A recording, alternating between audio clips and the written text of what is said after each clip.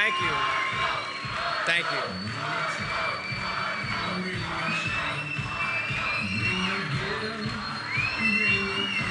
Thank you. Thank you guys very much. Thank you.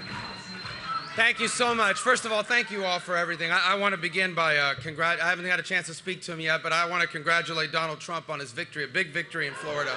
No. No, guys, we live in a republic, and our voters make these decisions, and we respect that very much, and it was a big win. And I want to begin by thanking all of you here today. And I want you to know I am the beneficiary of the best group of supporters, the hardest working people I've ever been associated with. And I'm so grateful to you guys. Thank you. And not just here in Florida. Not just here in Florida, but around the country. I love you too.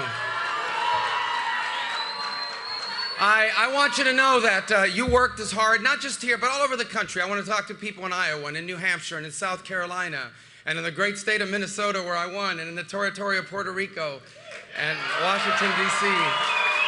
All over. We had a great team. We have a great team, and I'm so grateful for all the help that you guys have given us. I just want you to know there's nothing more you could have done. You worked as hard as anyone worked. I want you to know we worked as hard as we ever could. But, well, America's in the middle of a real political storm, a real tsunami, and we should have seen this coming. Look, people are angry, and people are very frustrated. It really began back in 2007, 2008, with this horrifying downturn. Don't worry, you won't get beat up at our event.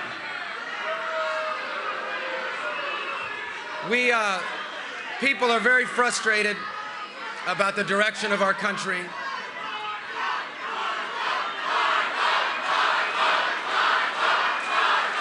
Thank you. Thank you. People are frustrated. In 2007 and 2008, there was a horrible downturn in our economy. And these changes to our economy that are happening are disrupting people's lives. And people are very upset about it. And they're told that, people are angry, they're frustrated, they're being left behind by this economy. And then they're told, look, if you're against illegal immigration, that makes you a bigot. And if you see jobs and businesses leaving to other countries, you have no right to be frustrated. They see America involved in the world and Americans spending money and losing their lives, and they see that there's very little gratitude for all the sacrifice America makes. And quite frankly, there's millions of people in this country that are tired of being looked down upon, tired of being told by these self-proclaimed elitists that they don't know what they're talking about and they need to instead listen to the so-called smart people. And I know all these issues firsthand. I've lived paycheck to paycheck. I grew up paycheck to paycheck. I know what it's like to have to figure out how to find the money to fix the air conditioner that broke last night. I know my parents struggled, and I know millions of people that are doing that. I know immigration in America is broken. No one understands this issue better than I do. My parents are immigrants. My grandparents were immigrants. Jeanette's parents were immigrants. I live in a community of immigrants. I've seen the good and the bad and the ugly. I've battled my whole life against the so-called elites, the people who think that, I needed to wait my turn or wait in line or it wasn't our chance or it wasn't our time. So I understand all of these frustrations. And yet when I decided to run for president, I decided to run a campaign that was realistic about all of these challenges, but also one that was optimistic about what lies ahead for our country. I know that we have a right to enforce our immigration laws, but we also have to have a realistic approach to fix it. I know that we are living through this extraordinary economic transformation that is really disruptive in people's lives. Machines are replacing them. Their pay is not enough. I know it's disruptive, but I also know this new economy has incredible opportunity. I know America can't solve all of the world's problems, but I also know that when America doesn't lead, it leaves behind a vacuum, and that vacuum leads to chaos.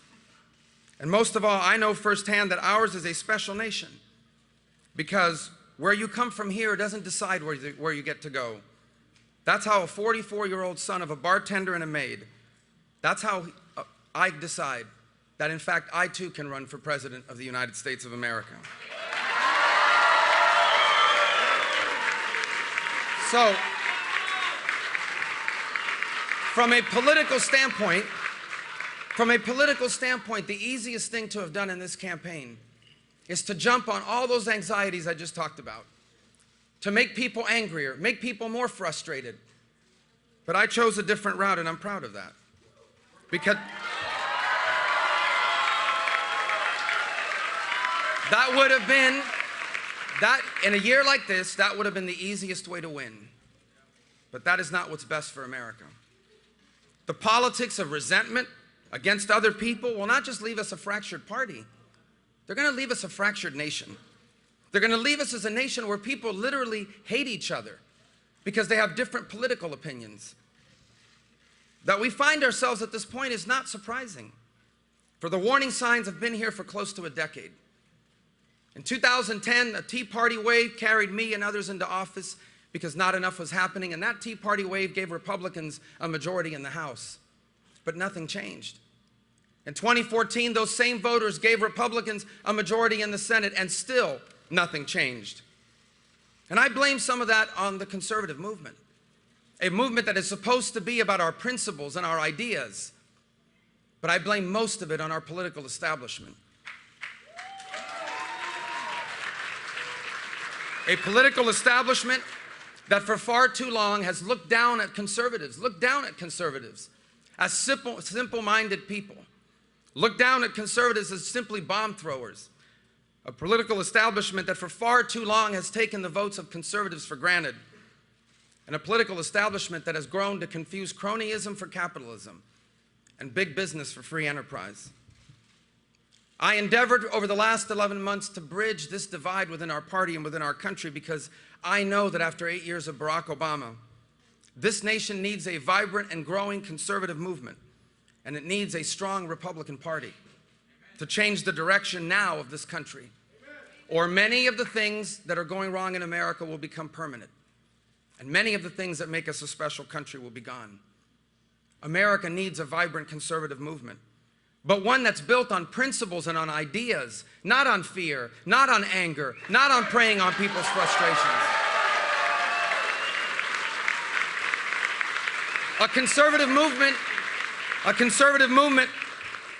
that believes in the principles of our Constitution, that protects our rights and limits the power of government. A conservative movement committed to the cause of free enterprise, the only economic model where everyone can climb without anyone falling.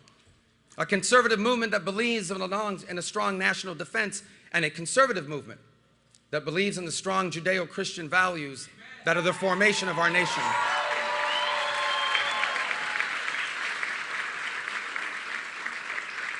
But we also need a new political establishment in our party.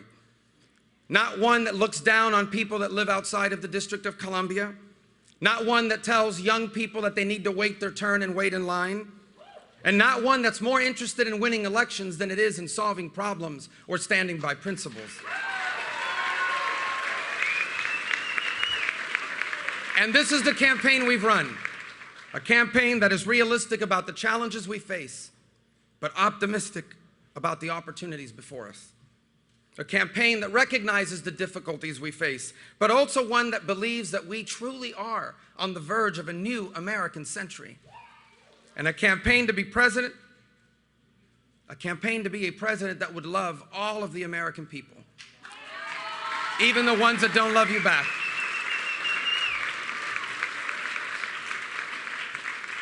This is the right way forward for our party. This is the right way forward for our country. But after tonight, it is clear that while we are on the right side this year, we will not be on the winning side. I take great comfort in the ancient words which teaches us that in their hearts humans plan their course, but the Lord establishes their steps. And so yet, while this may not have been the year for a hopeful and optimistic message about our future, I still remain hopeful and optimistic about America.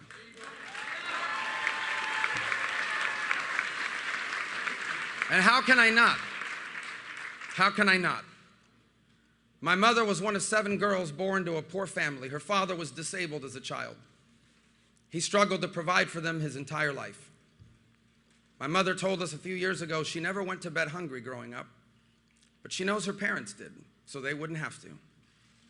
She came to this country in 1956 with little education, no money, no connections. My parents struggled their first years here. They were discouraged. They even thought about going back to Cuba at one point, but they persevered. They never became rich. I didn't inherit any money from my parents. They never became famous. You never would have heard of them if I had never run for office.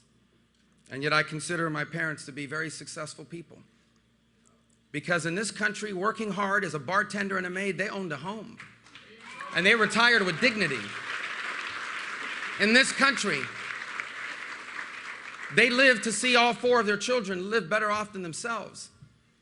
And in this country, on this day, my mother, who's now 85 years old, was able to cast a ballot for her son to be the President of the United States of America.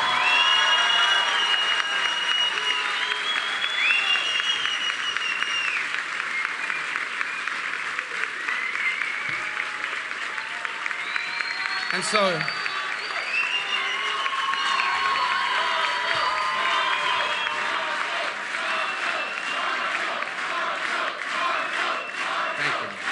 And so, while it is not God's plan that I be president in 2016 or maybe ever, and while today my campaign is suspended, the fact that I've even come this far is evidence of how special America truly is. And all the reason more why we must do all we can to ensure that this nation remains a special place. I ask the American people, do not give in to the fear. Do not give in to the frustration. We can disagree about public policy. We can disagree about it vibrantly, passionately. But we are a hopeful people, and we have every right to be hopeful. For we in this nation are the descendants of go-getters. In our veins runs the blood of people who gave it all up so we would have the chances they never did. We are all the descendants of someone who made our future the purpose of their lives. We are the descendants of pilgrims. We are the descendants of settlers. We are the descendants of men and women that headed westward in the Great Plains, not knowing what awaited them.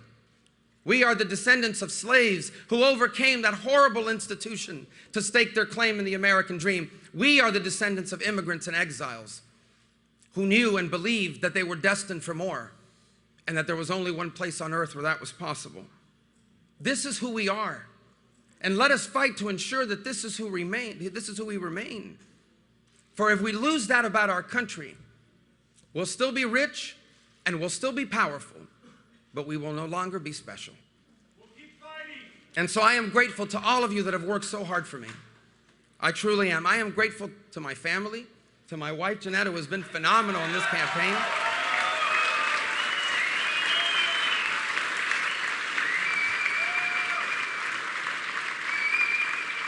To my 4 kids, who have been extraordinary in this campaign.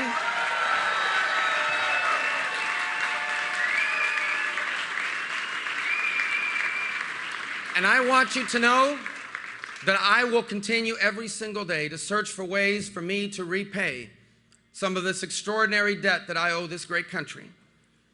And I want to leave with an expression of gratitude to God, in whose hands all things lie. He has a plan for every one of our lives. Everything that comes from God is good. God is perfect. God makes no mistakes. And He has things planned for all of us. And we await eagerly to see what lies ahead.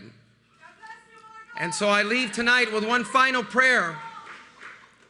And I use the words of King David because I remain grateful to God.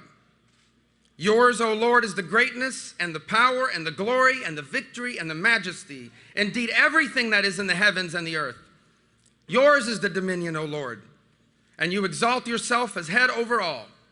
Both riches and honor come from you, and you rule over all. And in your hand is power and might, and it lies in your hand to make great and to strengthen everyone.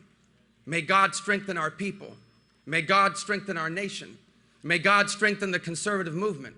May God strengthen the Republican Party. May God strengthen our eventual nominee. And may God always bless and strengthen this great nation, the United States of America. Thank you, and God bless you all. Thank you very much. Thank you.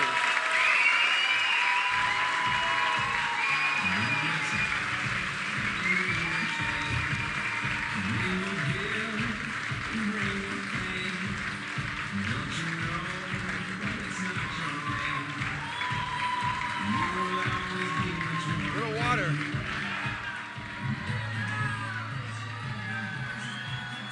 Thank you so much, guys. Thank you. Hey, NBC News fans, thanks for checking out our YouTube channel. Subscribe by clicking on that button down here, and then click on any of the videos over here to watch the latest interviews, show highlights, and digital exclusives.